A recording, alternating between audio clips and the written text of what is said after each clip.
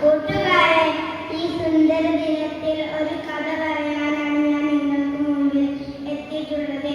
നമ്മുടെ നബിയെ കുറിച്ചുള്ള കഥയാണ്. അതുകൊണ്ട് നിങ്ങളെല്ലാവരും ശ്രദ്ധിക്കണം കേട്ടോ.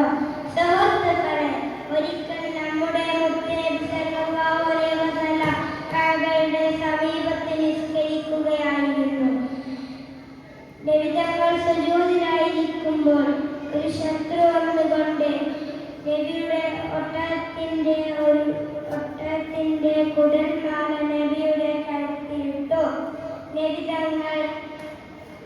തങ്ങൾക്ക് സുജൂദിൽ നിന്നുയരാൻ കഴിഞ്ഞില്ല. അത് കണ്ട ശത്രുക്കൾ പൊട്ടിച്ചിരിക്കാൻ തുടങ്ങി. ഇത് കാണുന്ന നബിയുടെ മകൾ ഫാത്തിമ കണ്ടു.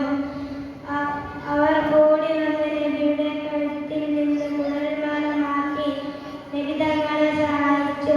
എങ്ങനെയുണ്ട് എന്റെ കഥ? ഞാൻ എത്തുകയാണ്.